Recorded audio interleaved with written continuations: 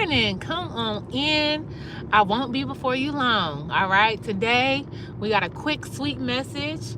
It just kind of got placed on my heart, so I wanted to share it with you all. So the first time I ever heard the word bandwidth was pertaining to me asking one of my favorite people to be my mentor. I really felt like I needed some guidance. My business was kind of like not really going to places where I thought it should be going. Like, I just was a mess, right? And I knew I needed some mentorship, some guidance. And so I reached out to a good, close, older woman in my life to ask her if she would take me under her wing and, help me get where I was going. And at the time, she declined me. She was like, you know what? I love you to pieces. Amazing. I think that, this would be great. But unfortunately, at this time, I do not have the bandwidth. All right. If you're new here, welcome. I'm Jamila Evans, and sometimes I come on this channel and we get to chit chat and we talk about life. We talk about things that really can grow us. And then sometimes we come on here and do our hair. So it depends on the day and where we at. You'll get a little bit something different every day. So we are driving down a road that sometimes breaks up. So if the network gets a little crazy, just know that that's what's going on. And to speak of network, when we hear the word bandwidth, the first thing that comes to mind is internet, right? Internet bandwidth. And that's the only time that we really hear it. Broad stream, so on and so forth. Fiber. Remember when we first got fiber internet and it was like, it's going to be supersonic speeds, child. It is what it is. And so to get back to the original example, when she told me that she couldn't take me on because she didn't have the bandwidth, I understood, I got it, but it still didn't, I still was a little upset because I really was in need. So fast forward to having the twins. If you're new here, I have twins, 3-year-old twins at that, 2 boys. That's all I got to say. And so the adjustment period into first-time motherhood was insane, right? And I didn't understand at the time what my bandwidth was. All right, I didn't even know that I had a max bandwidth, okay, until my life required me to put out more than I could give. Right. And so the definition of bandwidth, if I could just briefly remember the definition I just read, is the maximum or the capacity that you have to kind of take on your tasks, if we want to put it in life terms, not in internet terms.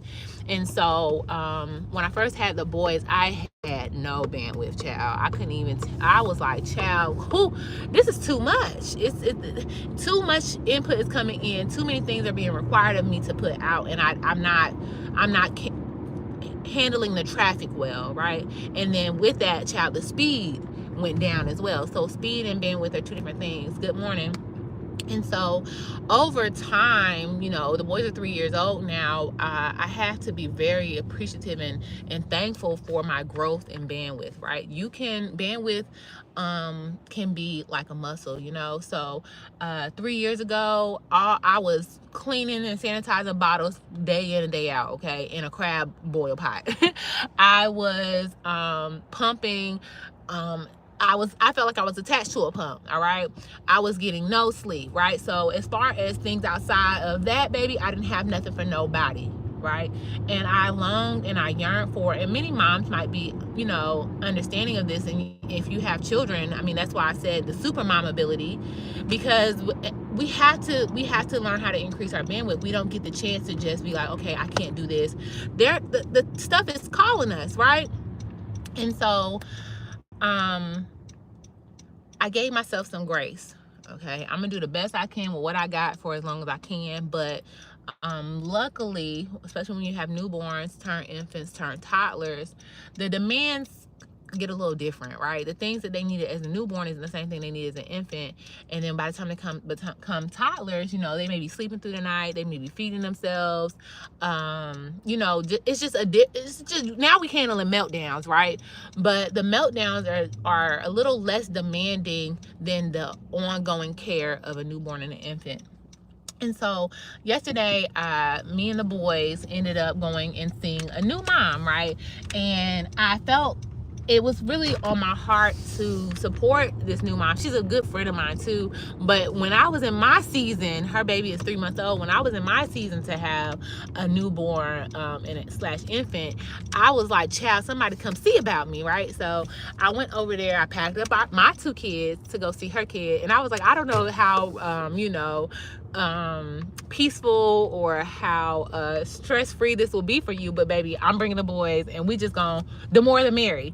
I found that is to be true about children, child. When maybe 2-3 moms get together and they get all their kids together, them kids get to playing and the moms get to congregate and just kind of let loose. And the more the merry when it comes to kids all together. So needless to say, I go over there, I pack them up, we go over there, we drive about 30 minutes to the neighboring city, and then after that, my dad lives in that neighboring city, so we swung by, I packed the boys back up, and we swung by to see my dad by way of stopping and grabbing something to eat. And at one point in time, that would have been a dream.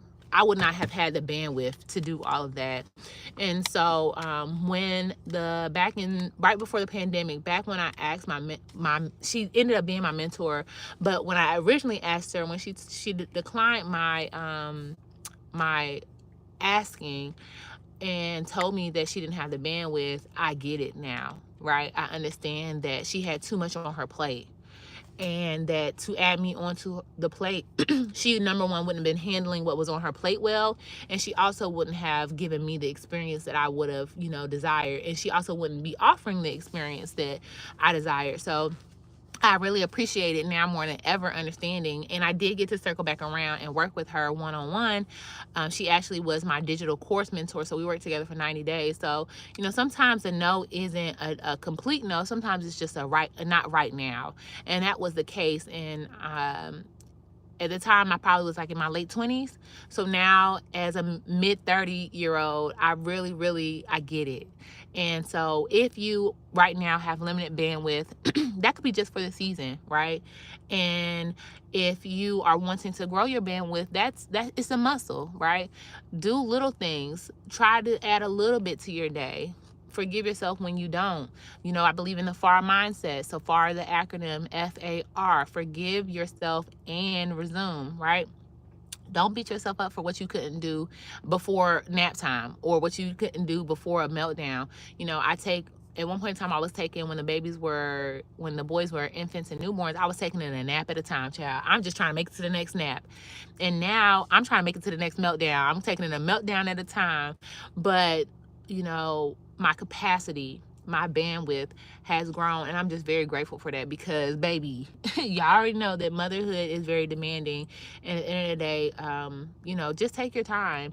And I was telling the new mom that I went to go visit yesterday with a 3-month-old, because she was like, Mila, girl, I don't know how you do it. Girl, I don't know how I was doing it either. I don't know how I'm doing it now. But the thing about it all is that the things that I was so worried about back then, with them being 3 years old now, none of that stuff, like, I worried so badly that most of that stuff never mattered. And so I just wanted to let her know also, that you're doing a great job. Oftentimes we really want to be great moms. And as long as we are mindful of our children's emotions and making space for them and, being patient with them, all the other details are really, like, to me, second thought. I think that children who are emotionally supported, who are able to communicate, and who can think for themselves, I think that those are the main 3 components. Of course, all the other stuff is important, but as far as toys and all of that, I think that even before education, being able to articulate yourself is a form of education. Being able to give them the ability to say, hey, this is how I'm feeling, and understanding that feeling, and then being able to tell you so that you can assist them, that, if they're not keeping up with certain milestones, that I wouldn't really stress about that. That connection for me is much more important. So I just wanted to give you a quick word, okay? We could go for a bit of time. If this is your first time seeing me here on YouTube, I'm Jamila Evans, and I am a twin mom, as you heard. I'm a millennial wife. I feel like I'm in the millennial in the middle. If you are a millennial, you may understand. And what I mean by the millennial in the middle is not only do I parent my kids, I parent my parents as well, right? We know them 50, 60-year-old parents, sometimes they just be who child. And so, in that, I'm a salon owner, a licensed cosmetologist, and a curl educator. So on this channel, I adult ADHD. So you will find things pertaining to productivity for people who are neurodivergent, life hacks. I share lots of wisdom. I don't know if y'all can see them grades, but baby, I earned all of them. I've done a lot of healing. We talk about postpartum. We talk about therapy. So today's video was to the mama bears. And so, so funny. So today was for the mama bears. If you right now are, feeling like you are stressed beyond belief, you feel like you ain't got no bandwidth to give nobody, right? Take a moment to reset, ask for help, which is what I talked to the new mom yesterday about. She said, I'm not used to asking for help. Baby, you're not gonna be able to do this by yourself. So that's gonna have to be something that you work on, okay? Before you work on anything else that you think is important, and work on asking for help, because you won't be able to do any of those other things until you ask for that help. So, being able to say that you don't know how to ask for help is the first step. And then the next step is being able to surrender to the process of, baby, this first time motherhood thing is real, and you're going to need some help. And so that's why I drove over there. And so I just wanted to leave this conversation here. If you are a mom and you understand, put some hearts in the chat. If you're new here, please subscribe if this resonated with you, and if you want to see more content like this. And then if you so happen to be a natural child and you want to learn more about like this hairstyle or any of the things that I do to take care of hair, I did this style from start to finish. And I mean start to finish, right? I came in with crusty hair. I washed it in a shampoo bowl. I let you see me wash my hair. I showed you the products that I use. I did the style when it was fresh, of course. Took the style down in a separate video. And then this is what we're working with today. I just put the top part here into a little bun. And she's bouncing and behaving, okay? She's doing her thing. I probably will wear her until the end of this week. Really quickly, I'll read these messages. Today is going to be a great day, friends. It absolutely is. It already is a great day. We woke up, we're breathing, we're connecting, and we have the mind to be able to choose that it's going to be a great day. So absolutely, that help is a blessing. I'm 33. I don't have children yet. Baby, take your time. But I love being able to offer help to as many as I can, right? And we appreciate it. We really, really do. All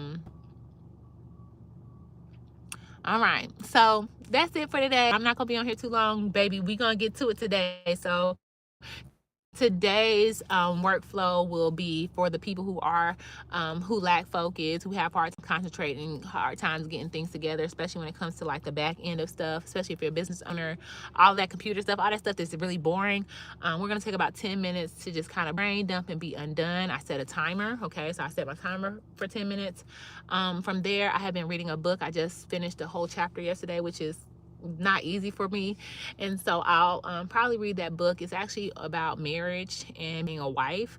I find it interesting because I often say that I really wasn't shown how to be a wife, so I like reading this book just to hear some of the concepts, play around with them, kind of try to blend it in, bring it in, because I was, definitely raised to be a very independent person. So I'm learning more so how to be more selfless and serve and, find purpose and meaning in being a wife and a mom.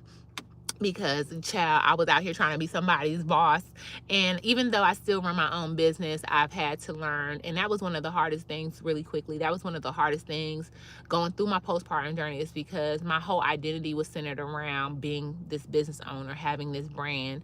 And when I could not, and which is what led me to go and get diagnosed with ADHD, or seek therapy for that, when I could not flip back and forth between being a mom, doing all the things that was required of me being a mom, showing up for the household and my husband, and then like the last little bit when I finally did get time to do my work, I couldn't do it. Not to mention, my mouth social media addiction, which is really a high social media addiction. So I did a whole overhaul on my life. I let go of social media. I have only posted once in the past like month and a half. I used to post multiple times in a week. I used to stay on there for hours. And so that freed up a lot of space. Asking for help, seeking help and assistance through therapy. And so, like I mentioned, I'm going to read that book, and I'm just really still developing and growing in that space and doing my best to just make sure that everybody has what they have. And in that, I have been able to, what I was saying was the hardest part of it all was that I couldn't focus on my business. I couldn't do what I knew I was good at. And that made me feel a certain type of way. And so, I'm going to get into these things now that I have the ability, now that I feel a little bit, it's a little easier for me to get into these workflows. I'm going to tackle a few things, have to send over some PDFs and so on and so forth. I do want to, we're currently about to start working on our email marketing. This might be boring to some, but if you're a business owner, please research email marketing. If your business is not listed on Google, you might want to talk to me. I have a whole Google webinar, a Google listing webinar that I recorded. So if you want access to that, please let me know in the comments and I can send that over to you. The replay is $27 today only. So if that's something that you want, it's $27 that will bring people to your business over and over and over again. Like once you do your Google business listing, you will never have to, you will always get people constantly finding you on Google, which will constantly bring you money. So that $27 is already paid for itself. But yeah, I'm gonna let y'all go. It's been 16 minutes. I appreciate you all. Thank you so much. I appreciate that stop and shine. And if you're not a subscriber, girl, I would love to have more beautiful, positive messages like this in my future chats. So I will see y'all soon. I hope that y'all have a very productive day. I hope that something that I said today has, turn a light bulb on for you, or that you didn't feel, or that you don't feel, alone in this mommyhood. They say that motherhood is the most ghetto hood, but so that you don't feel alone in this journey. And until next time, y'all, bye.